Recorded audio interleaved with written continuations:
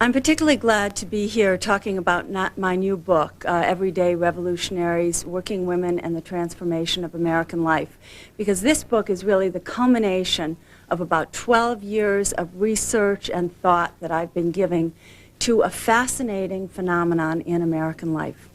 And that is the confluence of three profound changes that are reshaping how all Americans will live and work and exist in families. A confluence of three major changes that are occurring at the same time. The first of these changes is, of course, the social change that is happening as a result of the inclusion of women, one half of the whole human race, in the public arena. And we should never underestimate the profundity and scope of this change. You know, The Economist had an issue in like 1990, I think it was, about what were the most significant events that had reshaped the 20th century. They talked about World War II, the invention of computers, the invention of, or the discovery of penicillin. They talked about the rise and fall of communism, and concluded, nevertheless, that the change in the status of women was the most significant event of the 21st century and the one with the greatest implications for how we will live in the 21st century. So here we have an enormous demographic, social change that is reshaping all our organizations and institutions. But at the same time that we have that occurring, the social change, we also have a tremendous economic revolution. That is the movement from an industrial to a post-industrial, knowledge-based economy, information-based economy. It's a tremendous shift, the largest economic shift that we have really seen or lived through since the movement from the agricultural or agrarian era to the industrial era. And it has enormous implications also. And backing up this shift, the third major change that's coming together in this confluence is the shift in the nature of the technology that underlies how we do our work, a very different shape of technology than we've ever had, and one that by its very nature pushes power down and out to those on the front lines and changes the configuration of power in organizations, begins to change the balance of power between organizations and individuals. So we have these three major changes happening basically at the same time at the end of this century, influencing and being influenced by one another, taking place concomitantly. And what has fascinated me over the last 12 years is to try to map, describe, elucidate, and discover what is really significant about the fact that these changes are happening together. In The Female Advantage, Women's Ways of Leadership, I focused mostly on women who were in positions of great power in their organizations. And in this book, in Everyday Revolutionaries, in keeping with the title, Everyday, I focus on ordinary women who are out there improvising in a world that none of us have ever lived in or been part of before. Now, that's a big undertaking to try to look at the changes in that broad an arena. And what I did for this book was to try to narrow that down and make the task something that was possible in two ways. First of all, I decided to focus my investigations on one microcosmic community in the U.S., a fast-growing, typical edge city, the kind of place that more and more Americans are living every year. For this book, I chose Naperville, Illinois, which is one of the fastest-growing edge city suburbs in the U.S., and in fact, at last count, was the only very fast-growing edge city community in the north. The rest all seem to be out in Arizona and Nevada or in Texas. So I tried to narrow my investigation to focus on that one community, but I did another thing as well.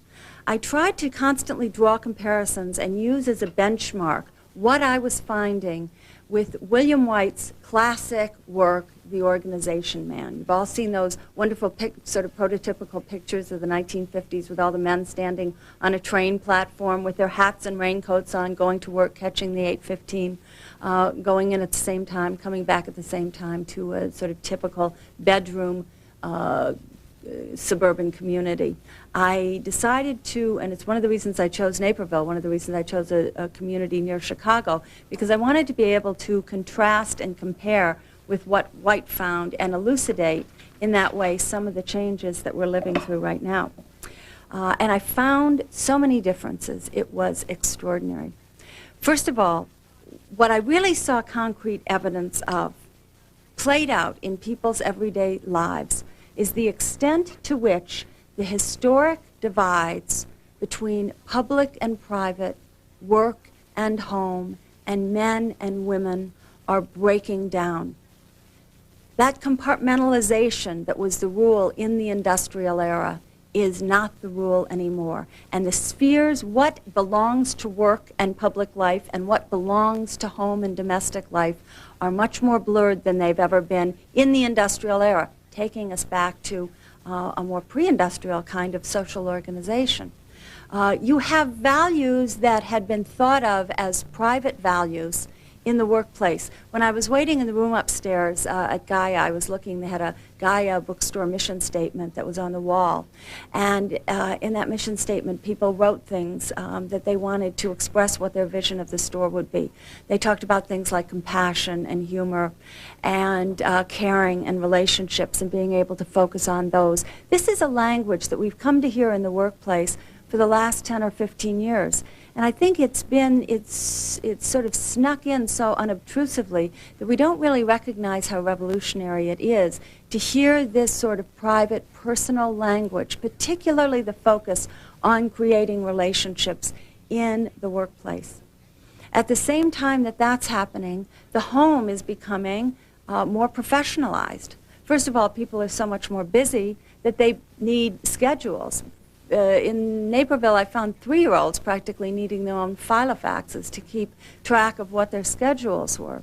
A result partly because people are so busy today, partly because there's so many choices and options that we can choose from, and partly also because professional women, women with experience in the workplace, are running their homes in a way that often bring professional kinds of managerial techniques into the running of a home. I remember being at someone's, it was out in one of the suburban areas, at someone's house one night around Halloween, and there was a note on the refrigerator door. It said, 5:45, make cookie dough. 6 o'clock, decorate cookies with kids. 6:15, bake. We're running our lives with a real schedule in the private arena, and that was so different than what White documented, where people seem to have a tremendous amount of leisure, enjoy sort of generic activities like spontaneous barbecues or even a long drive on Sunday, rather than having their time sort of allocated and apportioned in the way people do now. The PC in the home is breaking down, a potent force for breaking down a lot of the work-home barriers. I remember interviewing one woman who told me that the last thing she does every evening is go down to her home office and print out the next day's schedule for her entire family, herself, her husband, the 3 children, the grandmother who picks them up from school, the babysitter who takes care of them in the afternoon. It's a complete schedule that she then prints out and hands everybody so that they know where everyone else is. The PC, again, bringing those sort of workplace efficiency into the home. But as I thought about it, I also noticed something else that has not been remarked upon but seems to me to be tremendously significant. Even the women who were not working in the workplace at that present time, who had worked, who would work again, but who might be taking a few years off when they had small children at home. Even those women were using the PC for their volunteer work or to deal with projects at their children's school. And I thought, you know, this is really the first time in all of human history that men and women have used the same primary tools of production to do their work. And it gives them a shared language of work that is something we've never had before. In the pre-industrial era, we used, hunter-gatherers. We used different kinds of tools. In the industrial era, women worked on looms in factories, and men did other kinds of work. Even in the early offices, women used typewriters, and men, basically, unless they were newspaper reporters, didn't have typing skills at all. Now we share a common kind of technology of production and a common language of work, and I predict this will have enormous implications for the years ahead. I also saw a tremendous variety in the kind of work lives that people had. We often hear that in the future everybody's going to have 6 jobs or 6 different careers. I believe if you look at women, you can see the future taking shape right now. I don't think I interviewed one person who hadn't been a lawyer and now was a nurse, or who hadn't been a social worker and now was an accountant, or who hadn't been an investment banker and now was a teacher. The constant changing of careers, of jobs, the switching, the trying to accommodate, people trying to accommodate what their particular interests and goals and dreams and ambitions and passions were at a particular time was absolutely tremendous. It made for an enormous variety in the way people worked. And I saw, again, this was really a process that to some extent was being led by women, partly because women's work lives were more unstable. Often women, particularly women over 40 or 45, had chosen sort of generic careers that were supposed to be appropriate for women, but then when they got in them found that they weren't appropriate for them as individuals. But it's also partly because women have a history of moving in and out of the workplace, often for periods of time to take care of young children when they're small. And it's fascinating to think that this was an enormous disadvantage when large organizations totally dominated the working landscape, and when you needed to have a sort of rigid, inflexible, presumed career path. But in an era like ours, when flexibility, when doing different things at different times is what offers security, and when large organizations are far less dominant and people have many more choices, partly because the technology has enabled this enormous entrepreneurial boom. In an era like this, that integration of periods of working and not working, that tradition of withdrawing from the workplace for a few years to perhaps rethink what one's options are, becomes adaptive as opposed to being problematical given the expected career path. It's no longer a disaster if someone wants to do that. So what I began to see was a sort of integration, this sort of breaking down, again, of the industrial kind of divide between where people would have a period of education, a period of work that would be uninterrupted, and then a long period of retirement that would also be interrupted by work. We're moving towards something much more fluid, where people will do different things at different times, go back mid-career, maybe several times, for periods of new education and gaining new skills. Really breaking up that hegemony of that 3-tiered approach to customize approaches that can be much more, can offer much more scope and satisfaction for what an individual is really wanting to do now. 2 effects of this that I saw. Peter Drucker talks about the fact that if we take seriously the notion of what a knowledge economy is, a knowledge economy is revolutionary in that the workers, the people who work in organization, own the most important tool of production themselves. And that begins, because it's their knowledge, it's what's in their head, and that begins to reverse the balance of power between organizations and individuals. I saw this happening. I saw it being played out in very mundane, grassroots, everyday ways in the research I was doing. I also noticed something else that hasn't been remarked on. If you picked up Fortune magazine, you would have the impression that there's kind of a impenetrable divide between women who work and women who don't. They'll often use almost language of war between women who work and women who don't, and act as if they have very different interests and concerns. I found something very different, because most of the women that I interviewed who at that period were not working had worked and would work again. and would often work very long time. Women tend to retire at a later age than men and are more apt to go on to new careers when they're in their 60s or even their 70s. So if you take that period of time that the women were taking off, maybe 4 or 5 or even 8 years, it wasn't really that long in the whole continuum of someone's work life. So I don't see this divide between women who work and women who don't.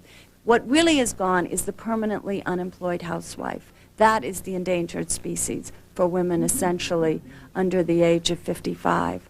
Not the fact that some women are taking a period of time off.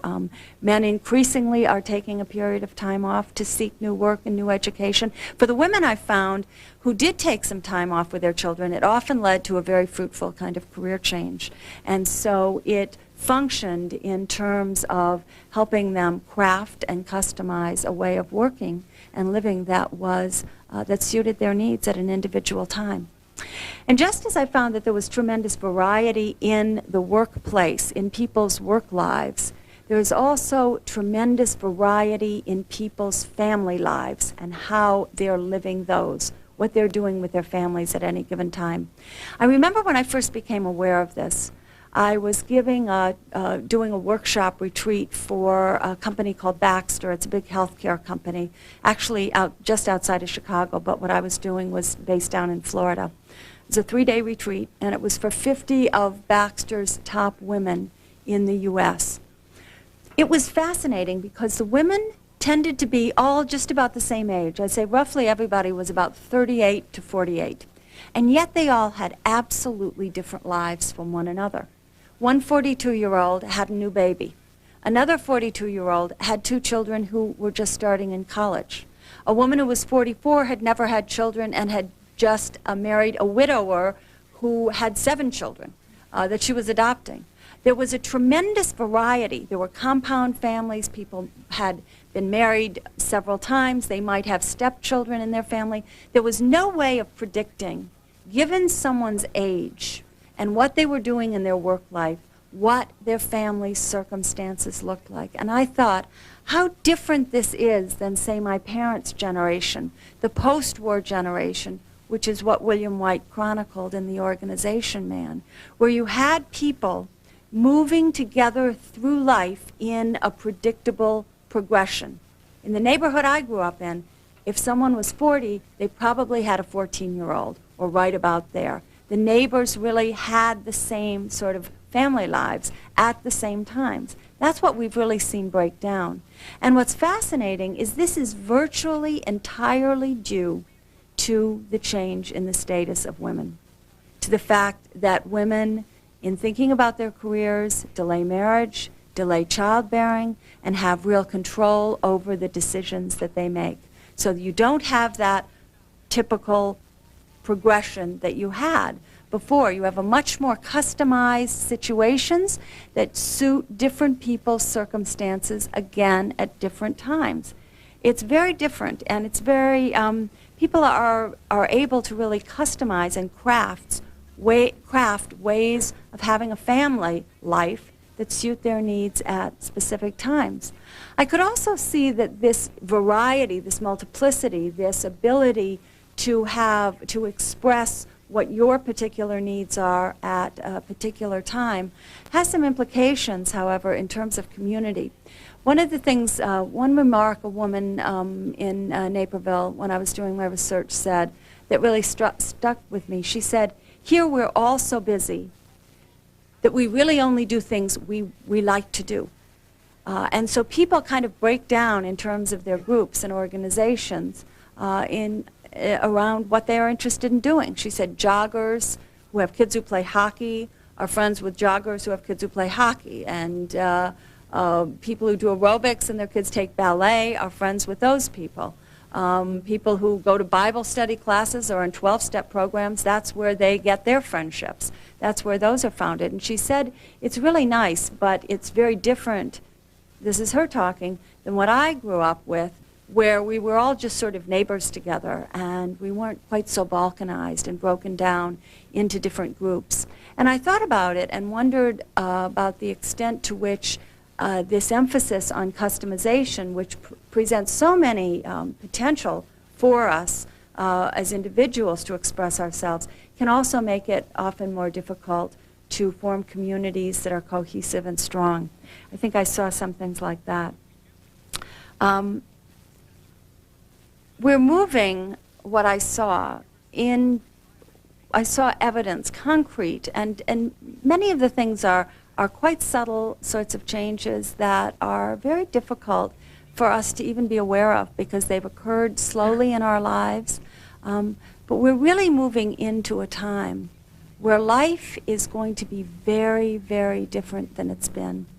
The changes that are coming about as a result of this confluence between women's entry into the public arena, the change in the nature of the economy to an information rather than industrial-based society, and the change in the nature of the technology, which is decentralized, affordable, and cheap, and so obviates much of the historic need we've had to have centralized production, whether it's factories or offices, because machinery in the past has been expensive and heavy, and you needed to bring people to work rather than work going to people.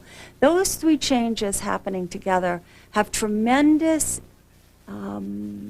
implications for how our families will be structured, how we'll create and craft work lives that take advantage of rather than being destroyed or threatened by the extremely fluid and rapidly changing global environment that we're part of.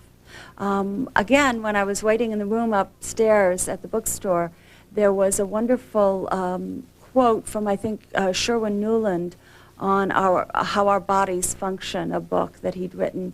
And he said that stability is not changelessness. Stability is the ability to constantly adapt to change as it occurs so that you can develop a flexible and appropriate response.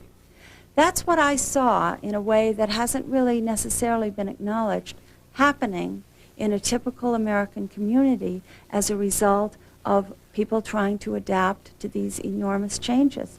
Has big implications for education, for our families, for how we structure and create communities in such a fluid environment, and also for how we'll earn our living.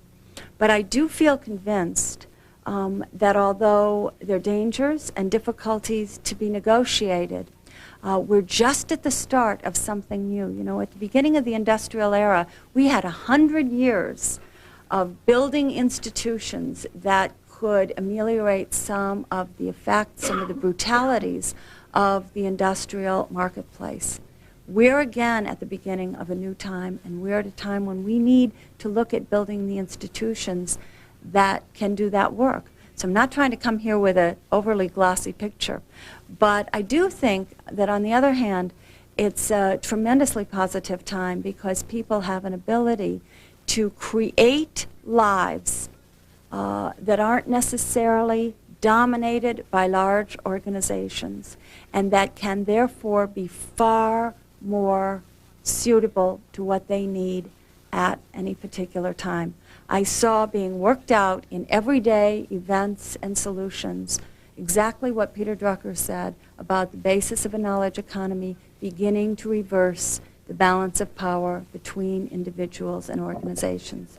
So I would urge everyone to be of good cheer as we move into this time, to recognize that periods of rapid change can be difficult to negotiate, but that a time like this is also a time when individuals have the potential to make an enormous difference in terms of how we structure our society and in terms of creating satisfying lives that allow them scope to express all of their interests and needs. Thanks a lot. I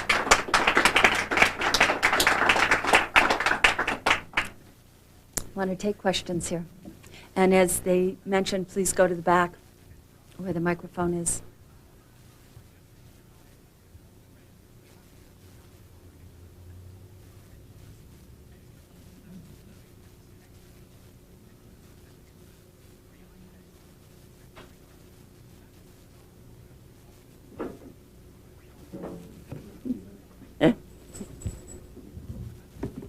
You talked about the inherent brutalities of the industrial society. Yeah. And you mentioned that we have to develop new institutions to protect ourselves against the inherent brutalities of a post-technological society. Could you talk a little bit about what those institutions might look like? That's a wonderful question. And I don't think any of us really know. I think what were the institutions that began to make it possible for people to have relatively safe and secure lives in the industrial era? Unions were certainly one of them. And I would predict that over the next 20 or 30 years, we'll see the rise of union movement that looks absolutely different than anything we've ever seen. We had big mass unions that were predicated on winning for people job security. Now, this is an environment where job security cannot be promised by virtually any organization, that were concerned with issues of seniority. This can be very difficult in a knowledge-based organization where the needs for different kinds of knowledge change at different times. But I would suggest that we will see the development of something that is like unions, but they will be organized by people in order to help them. They will be communal movements that help people negotiate change in whatever their larger industry is. So I would guess that that will be one. And I've already seen, it's interesting, some of you probably see this magazine, Fast Company. They always seem to be on top of things. And there was a fascinating article about a young woman in New York who comes from a long labor tradition, but who has organized a sort of union for independent contractors. On one hand, it allows them to do things like buy health insurance, but it also, at bulk rates, but it also allows them to buy at discounts many of the things that they need, whether it's computers, technology, pencils, pens, the whole bit.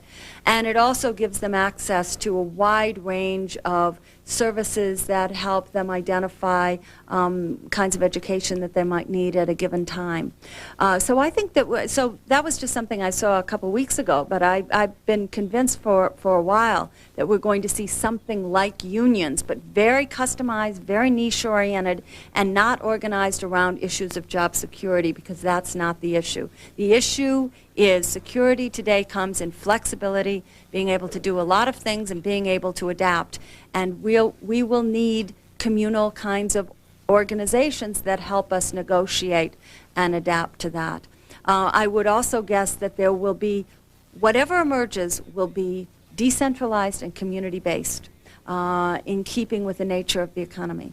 So it's exciting to think about what some of those institutions could be and what they might look like. I've done, as you heard from the bio, had the chance to do some work in the developing world and see the fruits of the shift to community-based grassroots development work as opposed to these massive hydroelectric dam projects, and see the tremendous difference they make in giving people the resources to be able to negotiate the changes that they're living through.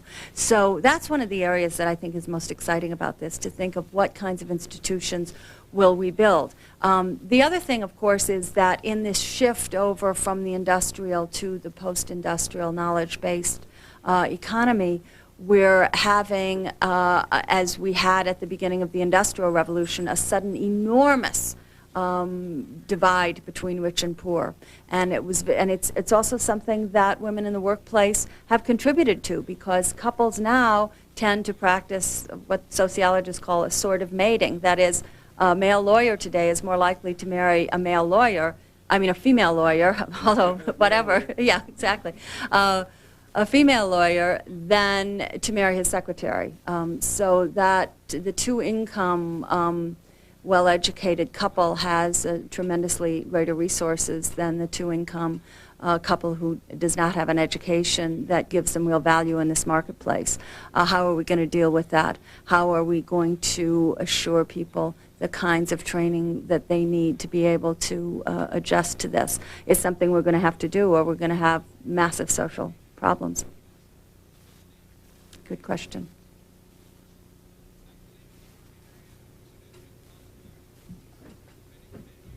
I'd like to just get your input on the idea of more and more people taking their office and putting it in their homes and working from that location. And because of that, does it help the household, the family lifestyle, or not? Okay. What I saw was, first of all, people who are in large organizations will also often have a home office, typically, where they'll do extra work or work on another project or prepare themselves for what they're going to do next, or just use it for family accounting. So you don't have that necessarily that it's either people at large organizations with their office there or people with home offices. It's kind of spread between. One of the things that I think that, and also I think as we're moving to a time where people do different things at different times, spend periods with large organizations, gaining new skills and contacts, then may work as consultants, work for themselves, work in small organizations, sell their own skills back to their former employer, or take periods off for education. You have that fluidity then becomes sort of centered around your home office. One of the things that I find fascinating in terms of its implications is, again, it really takes us back a little more to the pre-industrial workplace, where work and home were not necessarily divided, and where parents did their work in the domestic arena, and children grew up watching their parents work and had that exposure to adult work. One thing that was interesting in The Organization Man in William White is the children had no ideas essentially what their father did. They worked for Colgate-Palmolive. They worked for a large company. They were a manager with some kind of generic sort of job. Here children are having exposure to adult work and seeing it be done. And of course, the children are the ones who often have superior skills on the technology, as many of us who've tried to compete or with a 6-year-old on one of these complex games has discovered.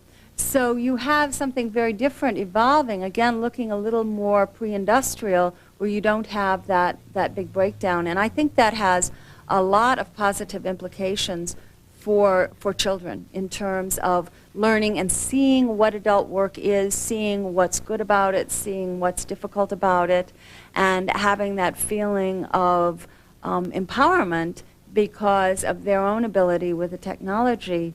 That's going to be something very, very, very different that we haven't experienced in about 250 years. Children having that familiarity with the production of the public arena economy.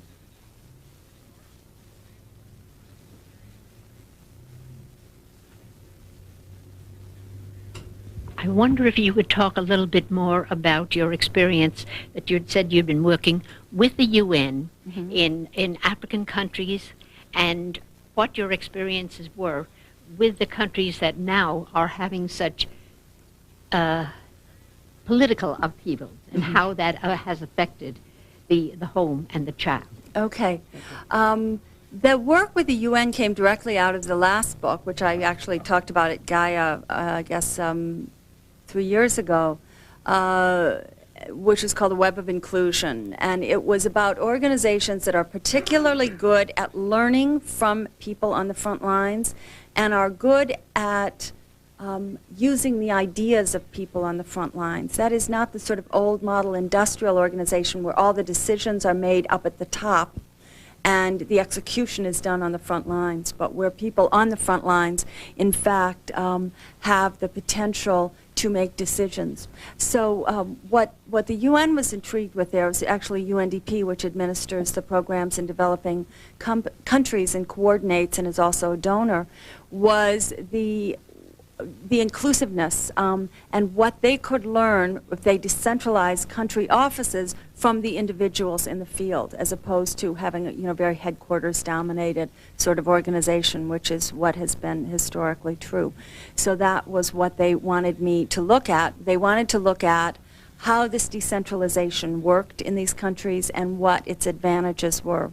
What was fascinating to me, and I think this relates to some of the things we've been talking about this evening as well, is I saw that this decentralization process that was happening in these programs in the in these programs in the developing world was very much the result of the focus on sustainable development. That once you had a need for sustainable development, which has become the focus because there's too much development that's been done that has been unsustainable, the donors need to keep contributing year after year.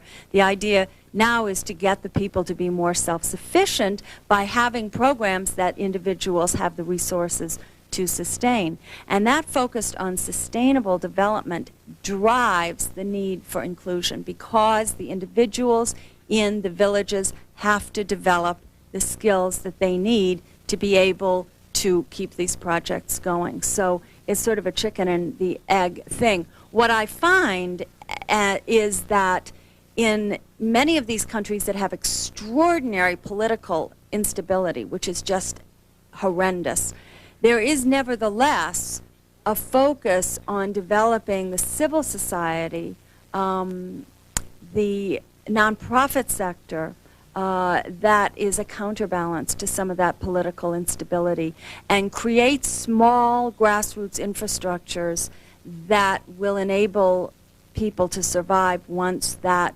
political instability begins to move away. There's the problem in most of those countries is, in fact, government corruption. That's the problem.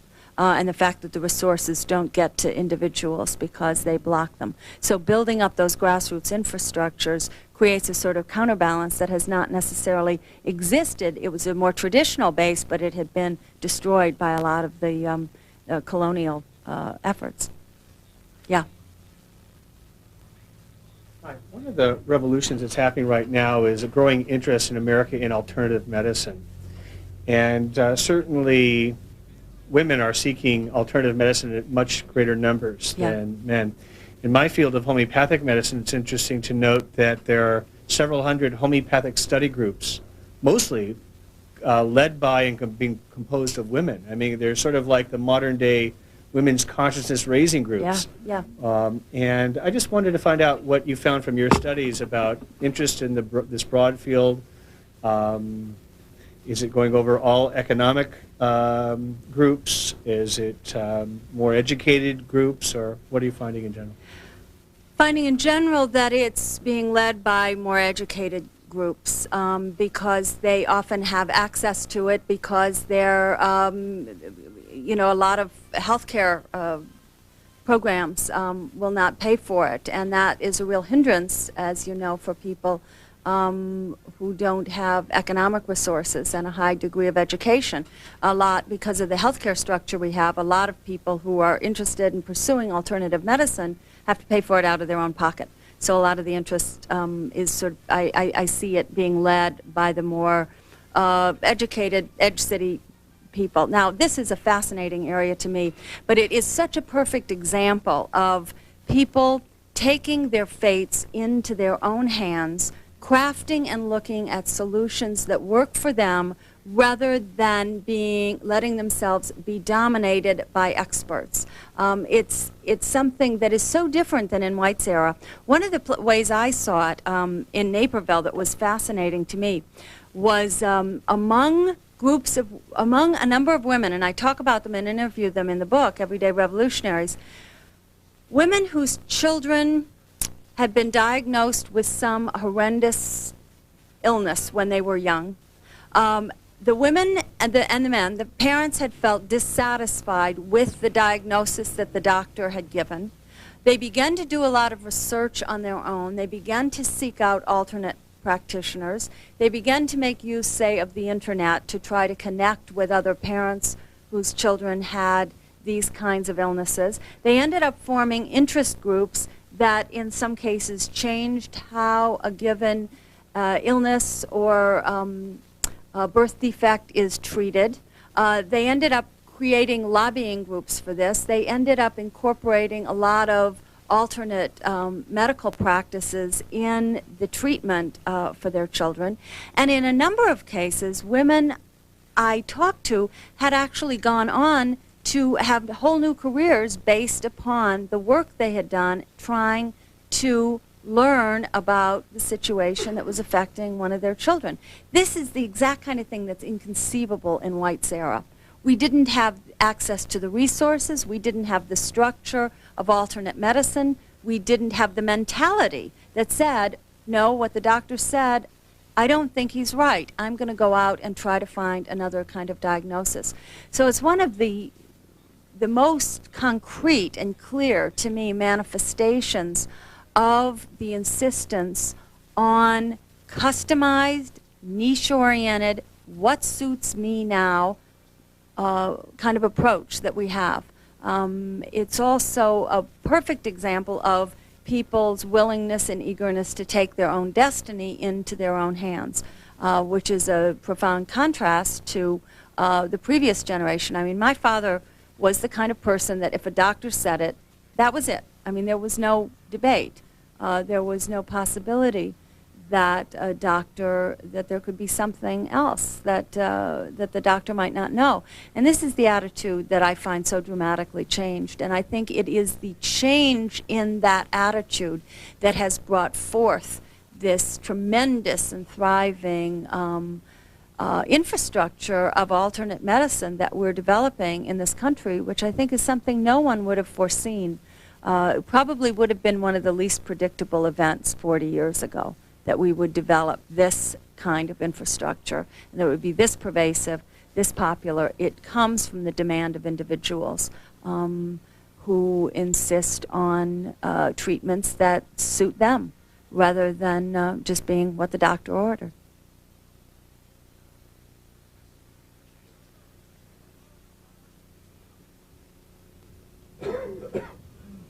Hi. Hi. From what you've said, it sounds as if your focus has been mostly on the professional managerial group of people. And I wondered two things, if you could talk a little bit about the implications of all this for people who have less money and are at the, as you call it, front lines or lower end of the scale. And also if you looked at all at racial diversity. When you said we, I wasn't sure who the we was referring to. Well, the community I studied, Naperville, is a prosperous community developed, basically dominated by professional and managerial classes, as was White's Park Forest. It's far more diverse racially. Not so much in terms of African Americans, although there are a lot of African Americans who work in Naperville, particularly at large companies like Lucent and AT&T. But in terms of those who live there, it's about 7%. But it's tremendously diverse in terms in other ethnic areas. There are a lot of people who have directly come from Singapore, from Philippines, from China, from Korea, India, Bangladesh. So there's a diversity there that was unknown in the typical bedroom community that White was looking at. The stratification is much more economic, and you definitely see that in Naperville. The African Americans and Hispanics who live there are professionals who are affluent and in the lead in terms of where people in their ethnic group stand in the whole Chicago area.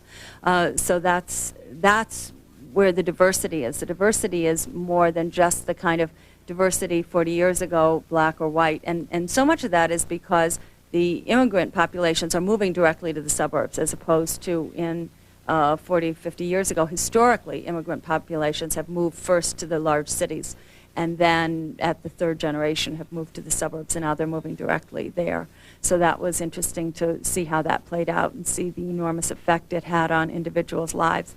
In terms of the effects of this on those who do not have the skills that are of great value in this economy, at this period now, it's a very difficult time, as we know. I mean, and we see it, you certainly see it in communities like, for something else I was doing a study in Florida. It was fascinating. You'd see young couples with 6 jobs between them, just to try to make ends meet. So that's a very difficult situation right now, and that's why I sort of stress that we're at the beginning of this new kind of economy, and we have yet to really devise the kinds of institutions that are needed to be able to ameliorate some of those brutalities of the market. That will come. It always comes. It's part of how human beings adjust to what their situations now are. But I'd say it was a difficult period right now. I was focusing more on the knowledge-based managerial and professional community because it was sort of the counterpart to what White was looking at. Anything else? Yes. Yeah, I'm going to mention a couple of things that maybe are totally outside of your scope. I know they've been of concern to many, many women and some sensitive men. Have any of the people that you've explored had issues around things like world peace or the ecological health of the world? I don't even know if this is a fair question, but it's one that none of us can avoid. Well, one of the things that was fascinating was the level of consciousness about the environment, I'd say. I didn't hear so much in terms of people being focused on issues about world peace necessarily. More feeling that that's sort of beyond their scope to deal with. But certainly in terms of the environment, it was a demonstration to me of how misguided political figures are who imagine that this is a restricted concern to, you know, people in Berkeley or something. It's not. It's a very broad concern, and that was one of the things that people, it's almost the air they breathe, you know, a part of it in terms of presumptions and interests.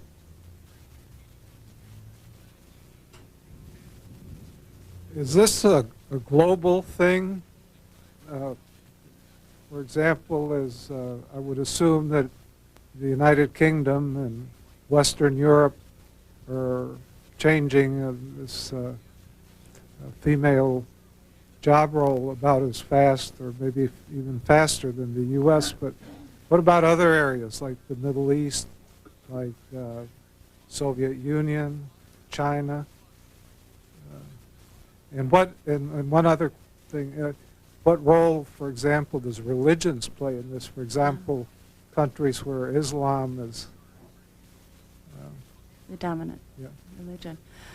Well, I wish somebody would give me the money to go out and explore that question because it would be fascinating and I'd love to do that. Certainly from the traveling I've done, there's a broad acknowledgement that this process about in terms of women's inclusion in the public arena is further ahead in the U.S. Than it is in most of the world, and that American women have really taken and exerted leadership in this arena. Certainly UK, I would suggest, is nowhere near where the U.S. is in terms of that. Certain countries in Western Europe are in different ways. What is it's also true, I think, that this entrepreneurial, decentralized environment is further along in the U.S. just because of our traditions and the way our country developed and our orientation toward that. I mean, we see that we've been spared the tremendous high unemployment rates of almost all of Europe because of our entrepreneurial emphasis. That the jobs that have been created are jobs with smaller organizations, not big companies, and that freedom to improvise is something that our structure supports more certainly than it has in Europe. What's interesting about this, though, I think, is it plays out in very different ways in all different countries and adapts to the indigenous structure. I found, certainly in the travels that I did, there was a tremendous awareness of what potential roles women had to play among the educated and literate populations. In countries like Pakistan, which are, you know, basically 100% Islamic, that there was a high consciousness of that. It may be expressed in different kinds of ways, but that there was a great awareness of it. So I think this is a worldwide trend. It's a trend that expresses itself differently given different cultures, particularly much more traditional cultures. But it's part of the direction we're moving in, and I feel that for the U.S., people often ask me, they say, well, you know, we've had periods before when women have been in the workplace and have looked like they were making real progress in terms of the participation in the public arena, and then something happens like the end of World War II or the end of World War I, and the women all go back home and the jobs are given to men. Can that happen again? I think that we've passed a point where that could happen here in this country, which is all I can really speak for on this particular issue. And I think we've passed it because the nature of a knowledge-based, decentralized economy does not support moving back to that kind of environment. It's impossible to put into place. It's impossible to have the kind of labor policies that were deliberately instituted after World War I and after World War II to give the jobs to returning veterans. We don't have that kind of situation anymore, nor do we have a volunteer military force, so we don't have that. You know, that was another consequence. These guys, I mean, no, we do have a volunteer military. We don't have the conscription. We don't have the draft. And I think there was a feeling if there was a draft that it was only fair that the men who had gone and been drafted to fight for their country got the jobs when they came back. Well, we don't have that anymore, and we won't have it again, unless, you know, you can never say that, but it's not on the agenda.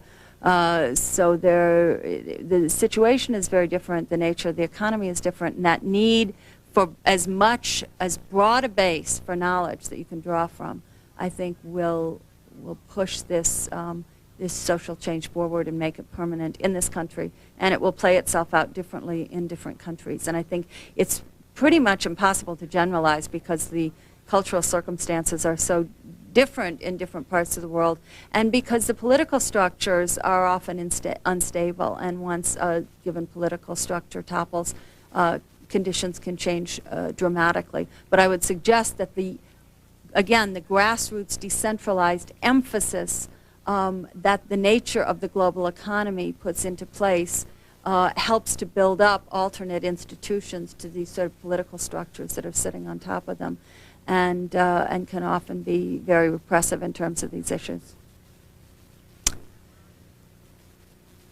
Thank you. Oh, one more. Okay. I have two questions. Actually. Okay. I hear you saying that these changes have created a leveling of power, but it sounds like it's mostly in corporations. And I'm wondering if this would spread to politics and academics where it seems like it's still dominated by white males. Mm-hmm. My other question is, do you think that, I've just come through a healing process like you've described where I didn't do what the expert said and mm-hmm. created an alternative, that people doing that will have any impact on the power that the medical still holds? I mean, in terms of insurance, Blue Shield has just come up with some plan that's, you know, you get a discount. Yeah. A list of people willing to give a discount. It's not being supported at all by insurance. Well, I mean, there have been efforts. Oxford, had an idea to pick up some of that. I think this is inevitable. I mean, this is the direction that the medical practice is going. The other kinds of medical practice have often priced themselves out of affordability. And I see that as inevitable. That's what people want. That's what people, and usually once one organization makes a swift, it's like the changing with the no smoking on airlines. Remember how for years all the airlines said, well, we can't be the first to have a no smoking policy or we'll lose all our people. One did it. It was overnight. Suddenly there was no smoking on American planes. That demand kind of builds up. I see that being true in terms of this kind of thing too. But I think also, we're at the beginning of developing different kinds of structures to deal with the problems we have, different kinds of institutions. And I would suggest that 25 years from now, the way we pay for our medical care will be vastly and dramatically different than it is now, just as it's different now in a very negative way from what most of us could have imagined 25 years ago. It's inevitable because so much of how we're insured is tied to the presumption that we have lifetime employment in a large organization, which has become the exception rather than the rule now. So that whole system will, I think, change really quite dramatically. to a more cooperative, I mean, co-op-like, community-based ways of mutually insuring.